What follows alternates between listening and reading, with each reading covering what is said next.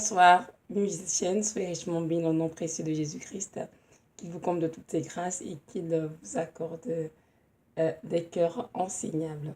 Donc voilà, aujourd'hui nous sommes le 16 mai 2019 et nous allons parler du levain. Dans la parole, le Seigneur a mentionné le levain à plusieurs reprises. Aujourd'hui, nous allons en parler pour savoir ce que c'est que le levain et son impact dans nos vies.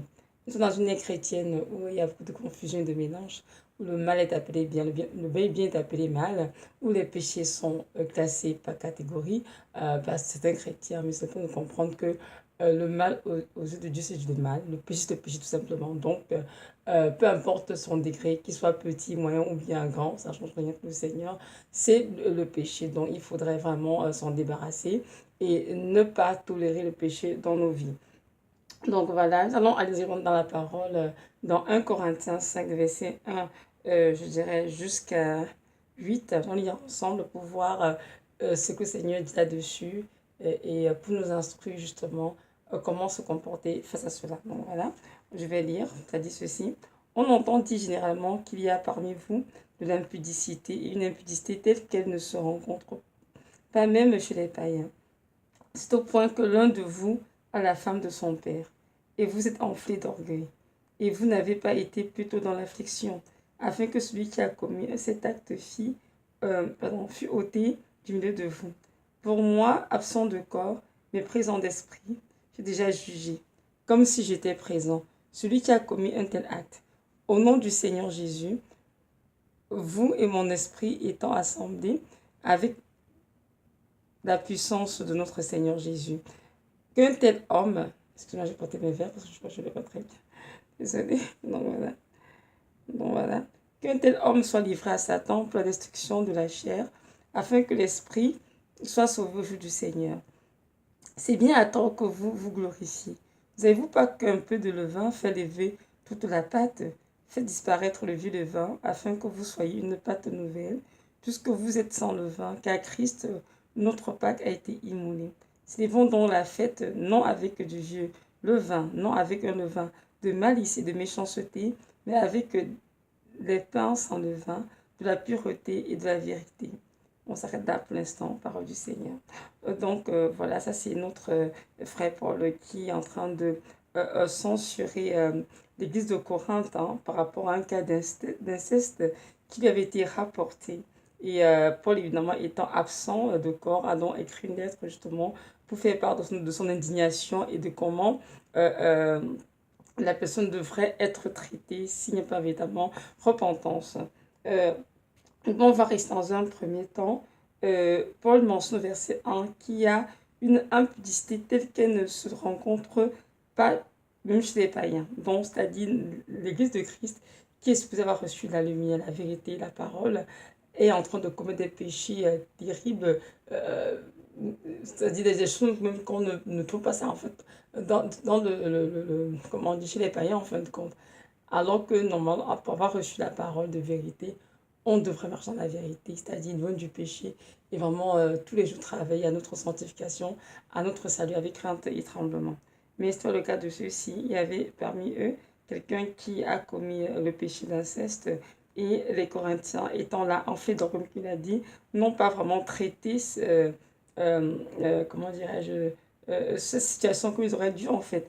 Ils ont plutôt pris ça à la légère, et Paul a donc écrit pour vraiment reprimander ce qui avait été fait et donc exposer les choses de manière qu'ils comprennent bien qu'ils ne peuvent pas être en Christ et continuer de caresser le péché sous aucune forme. Donc voilà, ici, il dit au verset 6, c'est bien à tort que vous vous glorifiez. Ne savez-vous pas qu'un peu de levain fait lever toute la pâte? Waouh! Donc là, pourquoi est-ce qu'il y a de levain, d'un coup et de la pâte? Donc qu'est-ce que ça représente exactement? Donc nous avons tous, quand on lit la parole, là, même dans l'Ancien Testament, le levain symbolise le mal, le péché, tout simplement. Et le Seigneur fait mention dans l'Ancien Testament à plusieurs reprises. Dans le Nouveau Testament, il en a beaucoup parlé. Il appelle notamment, méfiez-vous de l'effet de levain des pharisiens, qui est l'hypocrisie. Méfiez-vous du levain des Sadducéens, etc., etc. Donc, le levain, de manière générale, symbolise le mal, le péché. Ici, qu'est-ce que représente la pâte? La pâte représente vraiment la personne, c'est-à-dire le chrétien. Donc, on dit écrit sur verset 6, ne savez-vous pas qu'un peu de levain fait lever toute la pâte? Donc, ici, l'apôtre Paul est en train de relever à l'église de Corinthe que le fait de négliger en fait une telle situation dans l'église en fait peut infecter et détruire toute une église. Oui, c'est tellement vrai en plus parce qu'il y a un péché d'inceste commis au milieu d'eux, mais lorsqu'on les arrête, on voit bien qu'ils ont pris ça à léger, ils vont régler la chose comme elle devrait dû être réglée. Et donc, il leur fait comprendre que c'est important de ne pas cacher le péché, de ne pas tolérer le péché sous aucune forme. La personne qui a commis ce péché doit se repentir sincèrement et abandonner ce qu'elle est en train de pratiquer. Sinon, si elle ne le fait pas, elle doit même être ôtée de l'assemblée.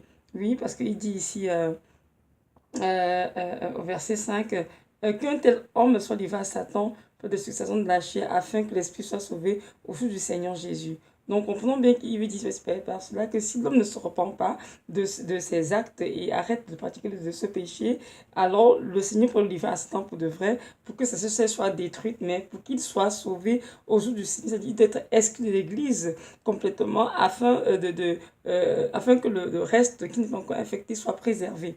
Parce qu'on comprend bien que lorsque le péché est quelque part, évidemment, on va dire oh, c'est un petit péché, mais un petit péché peut détruire toute une vie, une personne, une famille, une église, une société, un pays. Donc c'est très important de ne pas poser un regard de légèreté sur le péché. Je me dis, quel que soit son nom, que ce soit le mensonge, que ce soit, je sais pas moi, le vol, la fornication, la fraude, etc.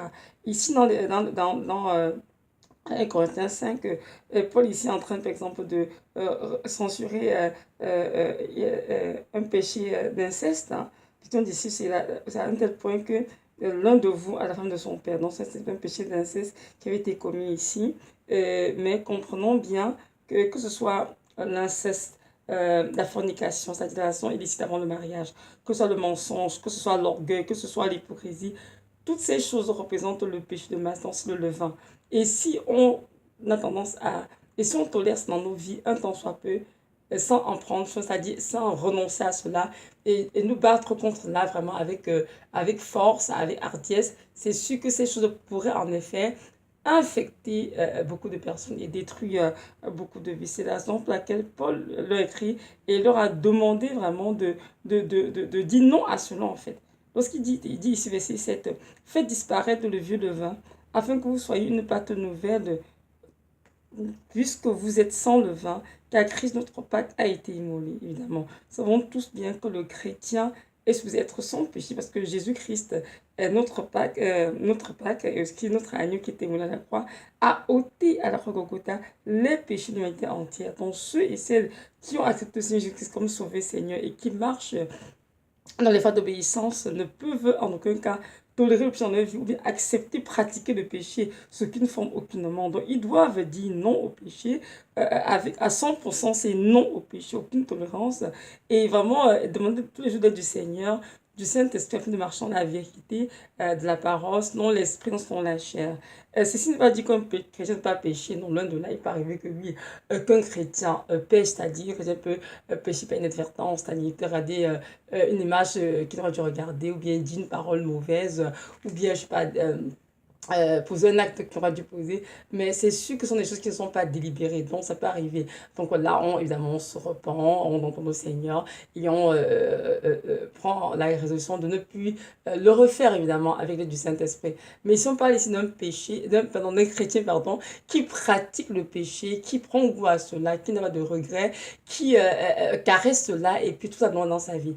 Alors, non, l'apôtre Paul dit, il faut faire disparaître le vieux de vin afin que vous soyez une pâte nouvelle, c'est-à-dire une nouvelle création. C'est tout ce que Jésus-Christ a fait sa vie à la croix pour faire de nous des nouvelles créations. Il nous a engendrés, nous sommes nés de nouveau.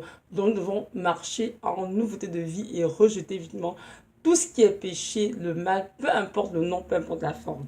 Donc c'est très important de comprendre cela. Verset 8 d'ici, verset 8, célébrons donc la fête, non avec du vieux levain, non avec le levain de malice et de méchanceté, mais avec les pains sans levain de la pureté, de la vérité. Donc ici, 8 semaines nous dit, c'est important de dire non à tout ce qui est levain, méchanceté, malice, hypocrisie, orgueil. mensonge, fornication, adultère, peu importe ce que c'est, afin de célébrer la Pâque avec des pains sans levain, c'est-à-dire de pureté, de vérité, c'est-à-dire vraiment avec des vases que nous sommes, des temples du Saint-Esprit remplis de la vérité du Seigneur, de son amour, de sa parole et non du péché. Donc c'est très important de comprendre qu'en tant que chrétiens, nous ne pouvons pas nous permettre de tolérer le péché dans nos vies. J'ai regardé dans le dictionnaire, sur Internet, et j'ai vu que le mot levain en grec veut dire corruption morale et mentale enracinée dans sa tendance à infecter les autres. Voyez-vous, donc c'est vraiment très, très, très, très forte comme définition. Je vais reprendre le levain en grec veut dire une corruption morale et mentale enracinée dans sa tendance à infecter les autres.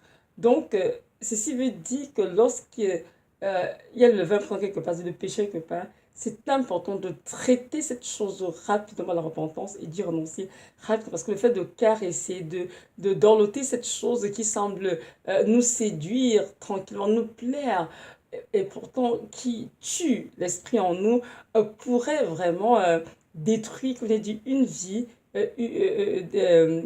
une famille, une église, un pays.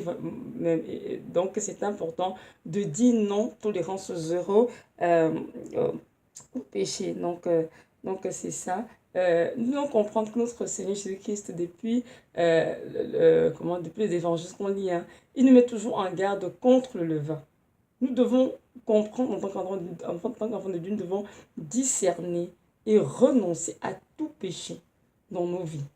Sans qu'un petit péché peut détruire toute une vie tout à l'heure. Donc c'est important de ne pas jouer le péché dans mes seigneurs, c'est un petit péché, personne ne le voit, je suis ceux qui connaissent cette chose que je fais dans le lit secret, ou bien même c'est quelque chose qui est comme pas très apparent, personne ne le perçoit. Non, Dieu voit tout de son trône. Donc, pour lui, il y a de petits péchés, de grands péchés. Un péché, c'est un péché, et c'est important d'y renoncer avec toutes nos forces. Car notre Seigneur est le péché. Et nous aussi, en tant qu'enfants de Dieu, nous devons haïr le péché. Oui, les enfants, les du Seigneur doivent haïr le péché. Si un enfant de Dieu aime le péché, ça veut dire qu'il n'est pas sauvé. C'est qui dans un genre, je ne vais pas me mettre à liste parce que c'est assis dans les textes et tout, mais c'est qui dans un genre, ceux qui pratiquent le péché est né du diable. Il n'a pas connu Dieu. Donc un enfant de Dieu ne peut pas se permettre de pratiquer le péché. En tant qu'enfant de Dieu, nous devons dire non au péché. 100% une vie de sainteté. Et même, nous ne pouvons pas faire des alliances avec des personnes qui entretiennent le péché dans leur vie, qui pratiquent le péché. Ça aussi, comment dire, ça aussi, ça déshonore le Seigneur. Car le péché que les autres pratiquent pourrait infecter ceux qui l'entourent. Et détruire aussi des plusieurs vies. Il écrit je crois que c'est dans 1 Corinthiens, attendez. 1 Corinthiens 15, 33, ça dit ceci.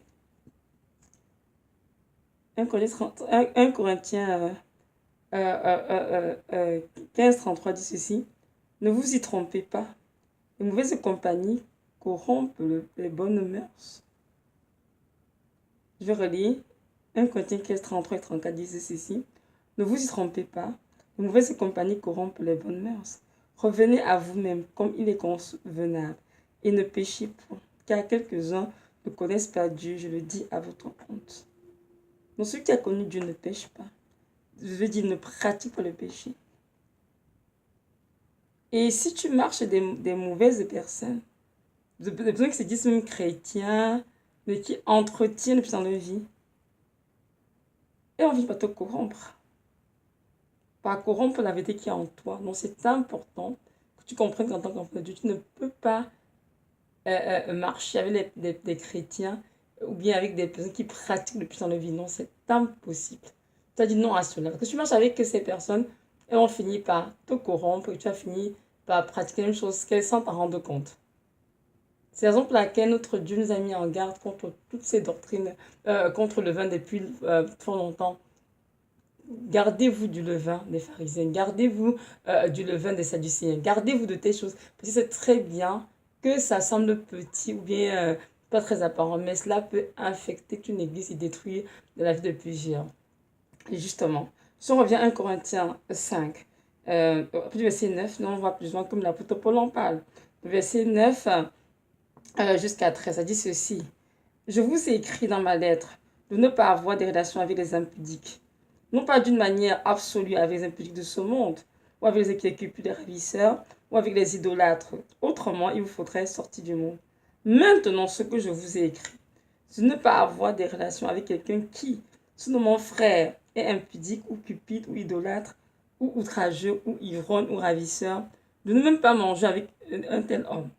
Qu'ai-je en effet à juger ceux du dehors? N'est-ce pas ceux du dedans que vous avez à juger? Pour ceux du dehors, Dieu les juge. Ôtez le méchant du milieu de vous. Parole du Seigneur. Notre frère Paul ici encore nous dit de ne pas avoir de relations avec quelqu'un qui se nomme frère, impudique, cupide, dont on dit idolâtre, menteur, fornicateur, adultère, sorcier, peu importe ce que c'est. De ne pas manger avec un tel homme. Parce que manger avec lui, c'est comme être en communion avec lui. C'est se mêler avec lui. C'est comme marcher avec lui, justement. Et ce qu'il fait pourrait te corrompre. C'est pour ça qu'il dit de ne pas manger avec un tel homme. Et il dit ici au verset 12, qu'ai-je en effet à juger ceux du dehors? On juge les païens et c'est vrai. On juge ceux qui sont dans l'église parce que ceux-là ont reçu la parole de vérité, sont supposés marcher dans la vérité. Et c'était une du péché. Mais ce sont eux encore qui viennent à l'église, ils écoutent des messages qui sont prêchés, ils disent la parole, mais qui ont encore plus de péché que les païens. Non, c'est pas normal. Donc, lorsqu'on discerne que ces personnes dans l'église commettent toutes sortes d'impuretés, non, il faut se tenir loin de ces personnes. Et il dit, verset 13, hein, pour ceux du dehors, Dieu les juge, donc les païens, Dieu s'en occupe. Mais dans l'église, ôtez le méchant du milieu de vous. Il nous vient au Corinthiens. Donc, le méchant, c'est qui? C'est celui qui commet ces actes d'impudicité ou bien peu importe d'idolâtrie, de mensonge, peu importe de péché, mais qui refuse de se repentir, de changer de vie. Mais il parvient en effet que Dieu demande que ces personnes soient exclues. Pourquoi est-ce qu'on demande qu'ils soient exclus? Pour pas justement corrompre les autres dans l'église, pour ne pas corrompre les autres personnes, pour ne pas les infecter. Amen. Donc c'est important de saisir vraiment cela. De nos jours, on voit les chrétiens qui sont en feu pour Dieu, mais ils se mettent de marcher avec n'importe qui, n'importe comment. Non. On ne peut pas aimer Dieu et se comporter comme ça parce qu'il y a beaucoup de gens qui se disent frères et sœurs, toutes ces affaires, alors que au fond, dans leur maison, en tout cas, loin des caméras, loin des frères et sœurs, ces personnes pratiquent des choses terribles en fait. Et Dieu de son trône voit, et très souvent il nous avertit. Voilà, tiens, telle sœur, tiens-toi loin d'elle. Lorsqu'elle fait un dans le secret, tu ne vois, moi je vois de mon trône. Moi, j'ai dans ma propre vie, j'ai eu beaucoup de personnes qui je marchais. Le Seigneur a dit tel, marche tel, voilà ce qu'elle fait. Celui-là, il croit en moi juste avec des lèvres. Son cœur, il m'honore pas du tout. Voilà telle personne. Au début, moi, j'étais comme Seigneur, je ne vois aucun problème avec ça. Bon, le frère ou la sœur, peut-être un peu dans sa vie, je me faisant, la chose était réglée, quoi. Je me dis que non, et ce sont des choses que ces personnes pratiquent et ils prennent goût et n'ont pas de regrets. Donc pour elles, ces personnes, c'est normal ce qu'elles font, alors qu'elles sont des chrétiennes, soi-disant. Alors je dis, ah non, là, ça ne m'a pas soigné. Donc c'est ça ce que je reproche. Donc comprenez-vous, c'est une différence entre un chrétien qui a un péché qui le dérange, qui est en train de prier, de pleurer toujours que Dieu l'aide à s'en débarrasser, et un chrétien qui connaît la vérité, mais pratique quand même le mensonge, fait ce qu'il veut et n'a pas de regret, pas de remords, ne se reprend même pas, non, pardon, Seigneur. C'est comme, mais Seigneur, c'est normal, quoi. Genre, enfin, je suis même tel que je suis, quoi. Seigneur, je t'aime aussi, de ma vie, Seigneur, mais tu comprends, la chair est plus forte que moi, je ne suis pas capable de résister. Dans nos églises, il y en a beaucoup comme dans nos églises. Qui vient le matin à la chorale, le dimanche matin, chanter des cantiques, on a dit des belles voix, autour de choses, mais le dimanche, la veille, le samedi, ces personnes étaient en boîte de nuit, en train de s'offrir une vie mondaine, de pratiquer les activités du monde. Il y en a qui l'avaient été en train de commettre d'impudicité, de forniquer. Il y en a qui l'avaient été en train de commettre de sortes d'impuretés. Et dimanche matin, toutes ces personnes se pointent et bien habillées, chic, beau et belle pour chanter pour le Seigneur. C'est ça que Dieu reproche, comprenez? Donc c'est très important que toi qui es en ce moment, que tu discernes avec qui tu te tiens, Et tu dois comprendre que tu ne peux pas, dans ta propre vie, en tant qu'enfant de Dieu, tolérer le péché. Ça te détruit, c'est certain. Même si Satan te fait croire que non, c'est pas si grave, tu obéis quand même à tous les comptes du Seigneur, sauf celui-là. Genre, tu mentis un peu, c'est pas si grave et tout. Je peux te dire que non. Si tu marches dans. Si tu tolères dans ta vie pendant 1% de mensonges, Satan veut dire ça pour te détruire. Donc, c'est important que tu comprennes que tu ne dois pas tolérer le mensonge. Que tu ne dois pas tolérer, enfin, je veux dire de manière générale, le levain, tout simplement le péché. Sous aucune forme. Si tu as dit non aux ténèbres totalement, c'est 100% vérité, 100% Jésus-Christ. Et très souvent, l'ennemi vient avec sa ruse, nous dit non, mais c'est pas grave, quand même, tu es un bon chrétien, une bonne chrétienne, tu fais ce que Dieu te demande de faire, mais on ce petit côté, là, c'est un petit côté, un petit mensonge, un petit péché, c'est pas si grave, Dieu comprend, c'est pas t'en faire, non, non, non, non, non, ce n'est pas vrai. Dieu qui la parole est claire de la haine pour le péché, il a dit quoi soyez saints car je suis saint. Donc un enfant de Dieu doit tous les jours travailler avec notamment son salut et vraiment demeurer dans la sanctification permanente. Et évidemment, il faut prier que Dieu nous aide, parce que c'est pas facile. On est fait de chair et de sang, et on a tendance toujours à vouloir obéir à notre chair. Dans Dieu donne la parole vraiment de marche sur l'esprit dans la chair, parce que ceux qui ont connu Christ marchent sur l'esprit dans la chair, refusent d'accomplir des de la chair pour satisfaire nos convoitises personnelles. Mais on choisit de résister, de marcher sur l'esprit. Et pour cela, ça prend là beaucoup de prières, la parole de Dieu, d'être éduqué, d'être enseigné, d'être fortifié pour pouvoir vraiment résister tous les jours, à ne pas céder à la tentation. Donc, dans ta propre, le péché te détruit. Et si tu as une vie correcte et que tu traînes avec des personnes, des frères et sœurs en Christ, qui se disent chrétiens, mais qui pratiquent le péché, quand tu les fréquentes, on finit par t'infecter. C'est pour ça que Paul a dit qu'un peu de levain fait toute la pâte. Un petit péché peut détruire toute une vie. Un petit péché peut détruire tout un groupe de chrétiens qui crient ensemble. Un petit péché peut détruire toute une église parce qu'il n'a pas été traité et rejeté. C'est pour ça que c'est important de dire non au péché. Très, très important. Évidemment, c'est celui qu'il faut aussi rejeter toutes les doctrines émergentes qui viennent altérer la parole de Dieu et la détruire de nos jours.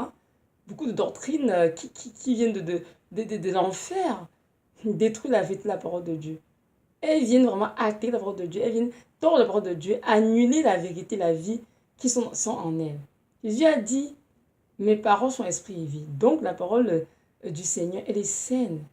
Et elle communique la vie à ceux qui la lisent ou l'écoutent. Mais cette parole, si elle est corrompue, si elle est tordue, diluée, falsifiée, nous sommes d'accord qu'elle ne communique plus aucune vie.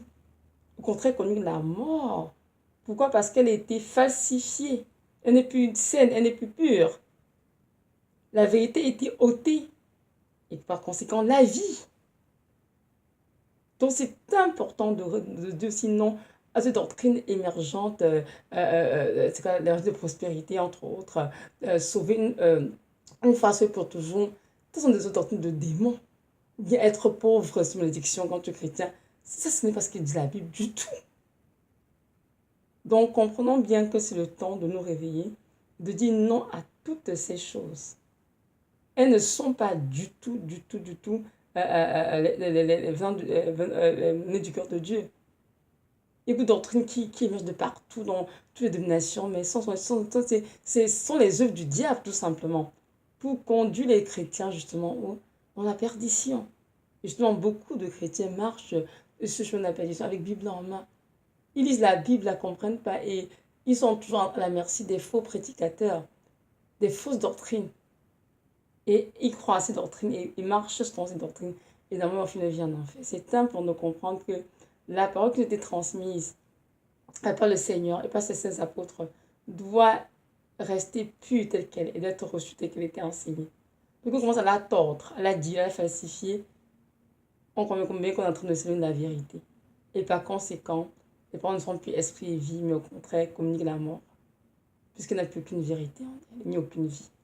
Donc c'est important, mon frère, ma soeur qui m'écoute, de faire attention.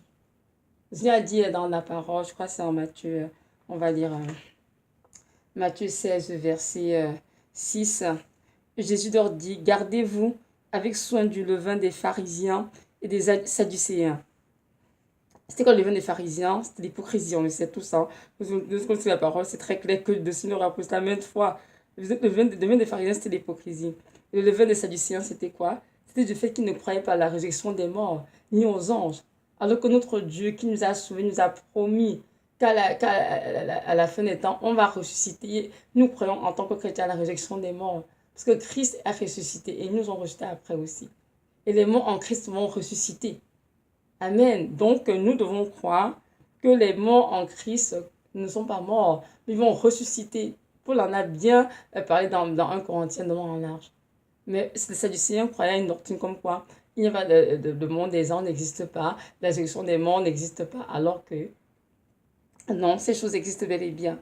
Donc, c'est important de ne pas donner foi à tous les esprits et de vraiment discerner avec qui on se tient, qu'est-ce qu'on écoute comme doctrine, qu'est-ce qu'on nous enseigne. Et de vraiment dire, Seigneur, je veux la vérité, chef de Dieu, et laisser Dieu nous diriger vers la vérité. La vérité, elle est importante parce que c'est la vérité qui nous a franchis. Mais sinon, pour la vérité, on pourrait mettre à franchir ça toujours en captivité. Il y a beaucoup de chrétiens qui marchent parce qu'ils sont libres, ils ne sont pas libres du tout, ils sont bien en prison à cause des faux enseignements.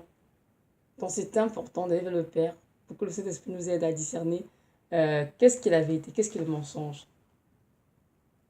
Bon, c'est ça.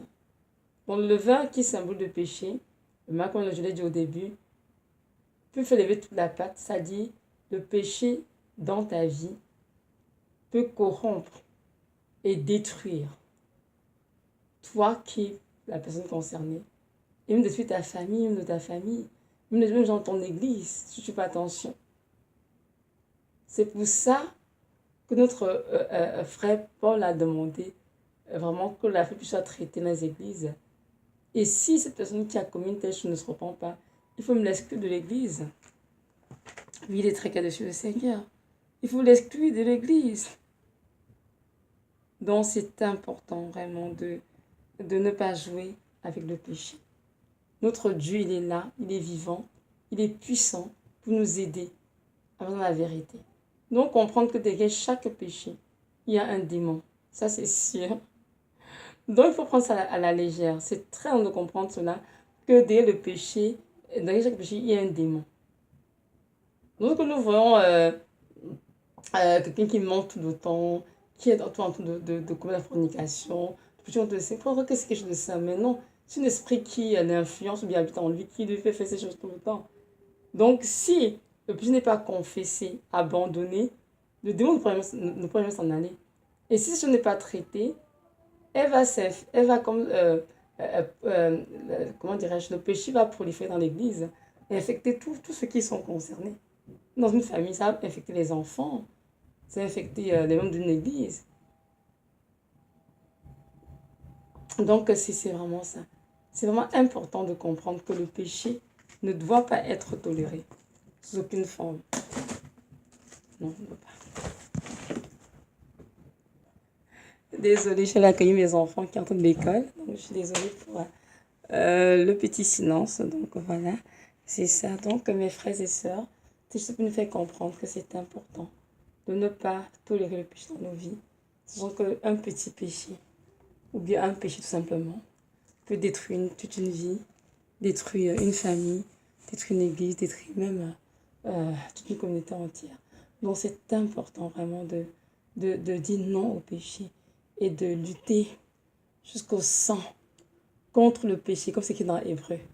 Oui, chaque jour, nous devons nous Seigneur la force de résister à toute tentation, rester au péché et de dire non au péché, mais oui.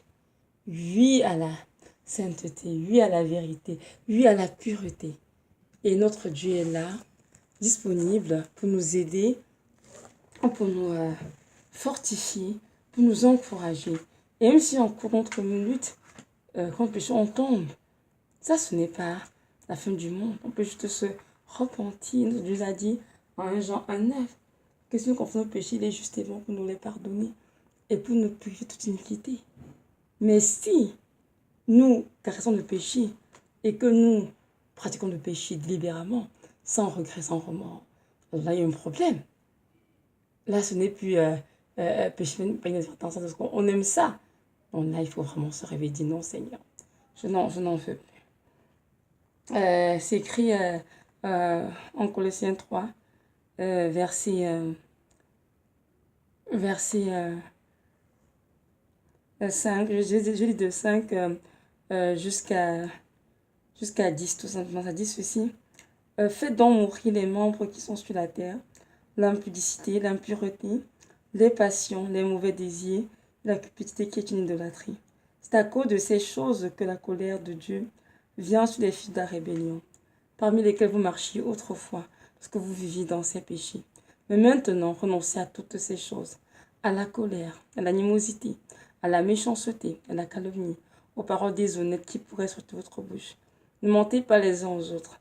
Vous êtes en dépouille du vieil homme et de ses œuvres, et ayant revêtu l'homme nouveau, qui se renouvelle dans la connaissance, selon l'image de celui qui l'a créé. Parole du Seigneur, vous voyez vous-même, celui-ci nous exhorte dans Colossiens, on pourra vraiment à vivre la sainteté, dans la piété, c'est-à-dire de ne plus commettre des choses que nous commettions avant, lorsqu'on était encore chrétien. Avant, nous marchions, évidemment, dans le péché. Mais maintenant que nous avons connu Christ, nous avons renoncé à toutes ces choses, la colère, l'animosité, la méchanceté, le mensonge, la calomnie, tout ce qui est mauvais, tout simplement.